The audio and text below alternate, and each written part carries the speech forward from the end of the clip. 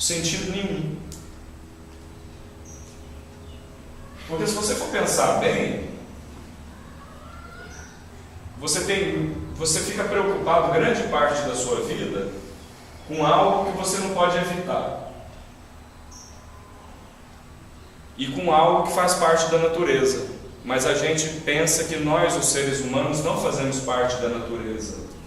Porque na natureza, sob o ponto de vista material, tudo nasce e tudo morre. A morte, a vida, o nascimento, a morte e a vida fazem parte de um único processo.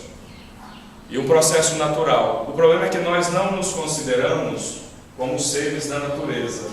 Pelo contrário, às vezes nós nos consideramos acima da natureza. E por nos considerarmos assim,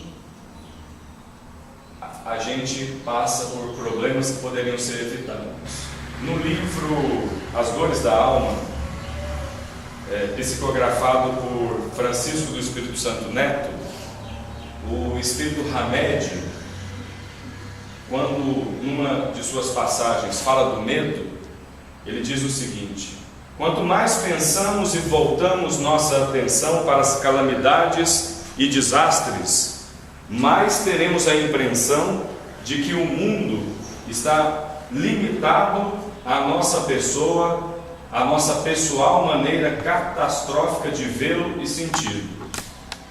Nas oportunidades de crescimento que nos oferecem nossas experiências, temos a possibilidade de validar e potencializar determinadas crenças e conceitos, que poderão nos desestruturar psiquicamente, levando-nos a uma verdadeira hipnose mental.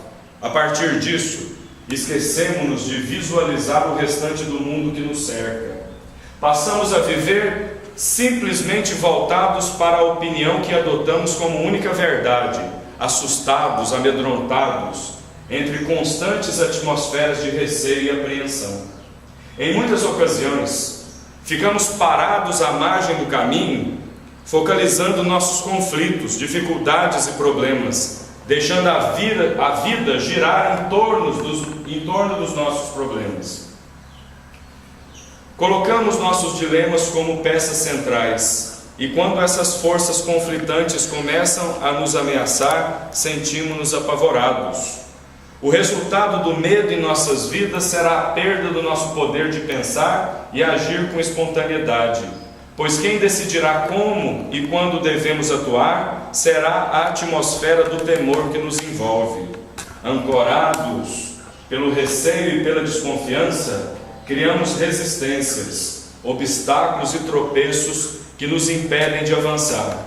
Passamos então a não viver novas experiências, a não receber novos pensamentos, a não fazer nossas amizades, estacionando e dificultando nossa caminhada e progresso íntimo. O Hamed, através do Antônio do Espírito Santo Neto, traz essa mensagem muito bonita com relação ao medo, né? E ela nos aponta para o desperdício que é nós deixarmos nos dominar pelo medo. A morte, segundo o Espiritismo, ela também não é a morte vista pela maioria das pessoas. Porque quando nós estudamos o Evangelho segundo o Espiritismo,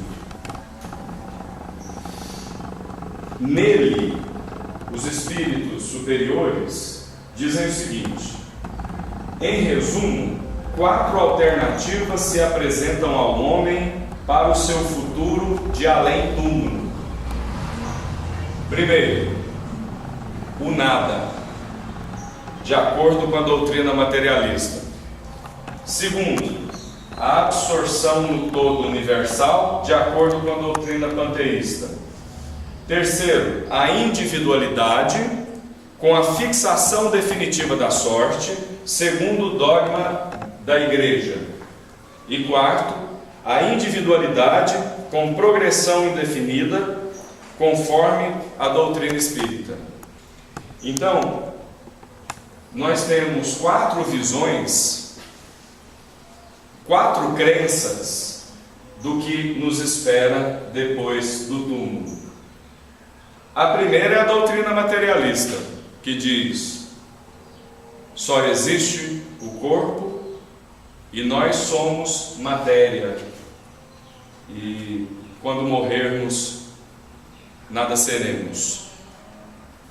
Essa doutrina me parece equivocada, no sentido de que nós não nos comportamos como matéria. Se a nossa vida não for algo além da matéria, então tudo isso que nós passamos aqui não tem significado nenhum. E nós poderíamos então nos deixar levar a própria sorte de todas as outras matérias. Nem mesmo a matéria bruta é insignificante aqui na Terra, porque, por exemplo, a água é um mineral.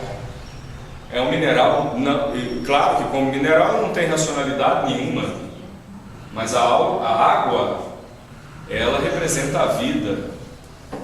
A terra também está ligada à vida, pois nós plantamos e colhemos os alimentos a partir da terra. Então, até mesmo a matéria bruta, ela tem um significado maior do que a própria matéria. Então nós, como seres humanos, será que só somos matéria? A segunda crença do além-túmulo é a doutrina panteísta.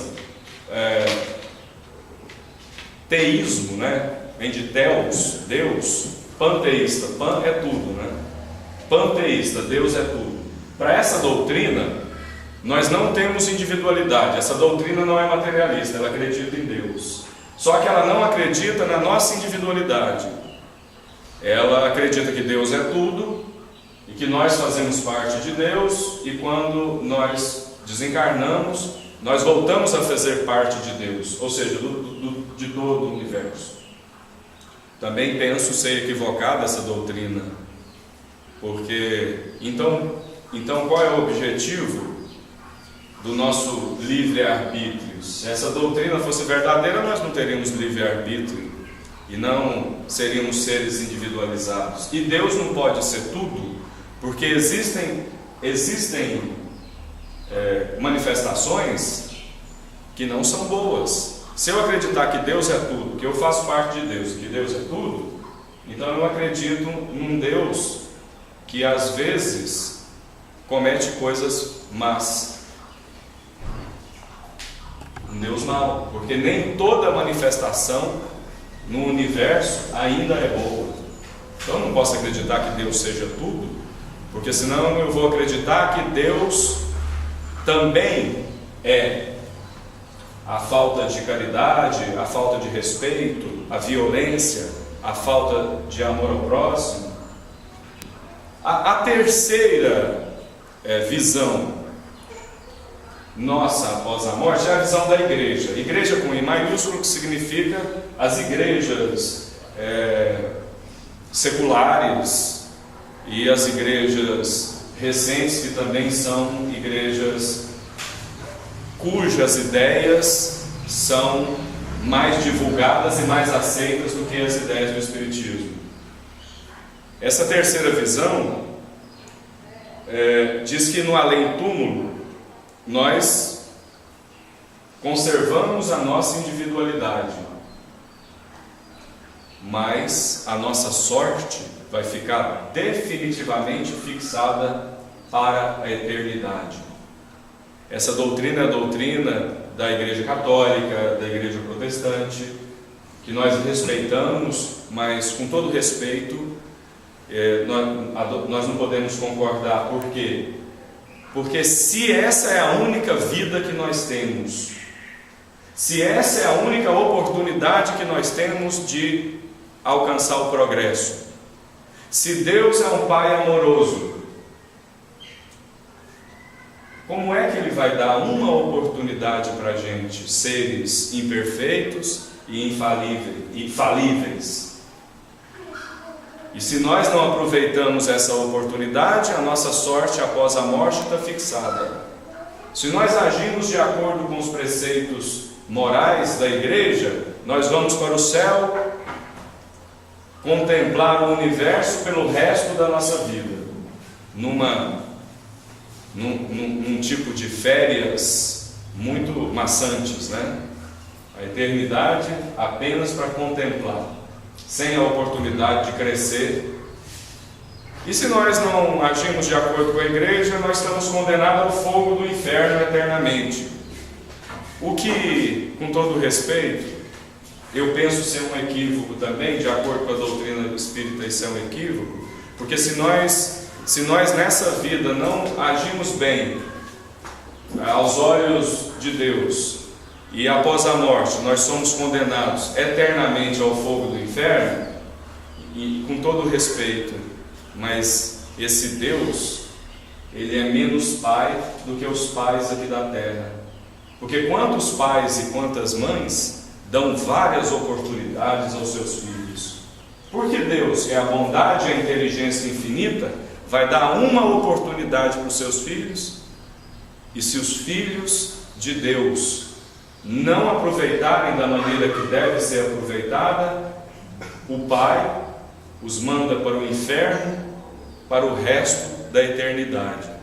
Então Deus seria um Pai menos amoroso e menos piedoso do que o mais humilde dos pais aqui da terra.